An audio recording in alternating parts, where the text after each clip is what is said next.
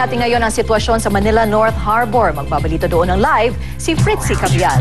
Fritzy.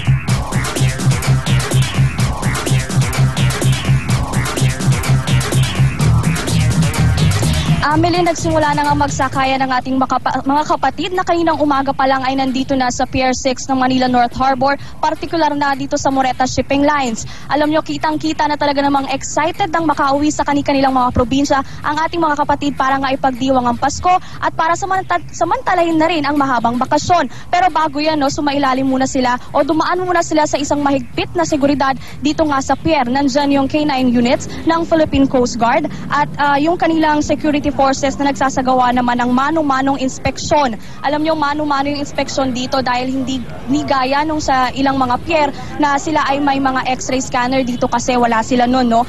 Pero ito, bad news naman para sa ating mga kapatid.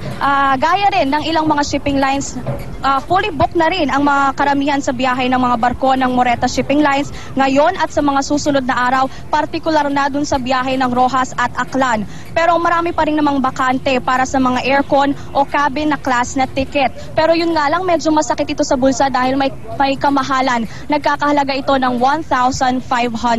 Ameline, kaya naman para dun sa ating mga kapatid na nagbabalak pang mag-chance passenger na kung maliit na lang po ang inyong chance na makakuha ng ticket. Ang chance na yon ay kung may mga pasaherong mag-back out o di kaya naman ay hindi makarating. So ilang oras pa mula ngayon ay babiyahe na nga itong MV Love 1 tungong Rojas City at Aklan. Kaya naman abalang-abala na ang Philippine Coast Guard sa loob na nagsasagawa sila ng pre-departure inspection kung saan sinisigurado nila na kumpleto sa dokumento at mga safety equipments at higit sa lahat para matiyak na hindi lalagpas sa capacity ang sakay na pasahero nitong nasabing barko. Yan muna ang pinakahuling update mula dito sa Manila North Harbor. Balik muna sa inyo dyan, Ameline. Salamat, Fritzy Cabial. Narito ang iba pa ang balita ngayong araw. 7 sa 10 Pinoy umaasa magiging masaya ang Kapaskuhan ngayong 2010 ayon sa survey ng SWS. Presyo ng manok at baboy inaasahang magtataas bukas. Department of Labor nagbabala sa mga peking website na nagre-recruit umano ng mga nurse.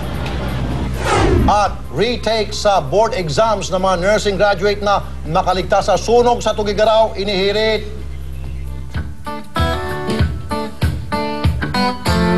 Diretso na tayo sa ating kwentong kakaiba. Okay. Isang restaurant ang dinudumog ngayon sa Jinan Province sa China. Hindi lang sa sarap ng pagkain doon, kundi dahil sa mga nagsisilbi sa kanila. Sino nagsisilbi? Tignan mo ito, Rafi. Sila ang mga naggagandahang robot na waitress na sasalubungin ka pa with a smile. Uy, ang cute-cute din pala nila, no? Marunong silang kumuha ng order at mag-serve ng pagkain sa mga customers. At di lang sila simpleng servidora dahil ready din silang mag-perform para happy kayo. Nagkakahalaga ang robot ng $6,000 or 270,000 pesos bawat isa. Natutuwa naman ang ilang customers dahil mapagpasensya ang mga robot kesa daw sa mga tao. Higit sa lahat, hindi rin sila tumatanggap ng tip. So nakakatipid ka nga.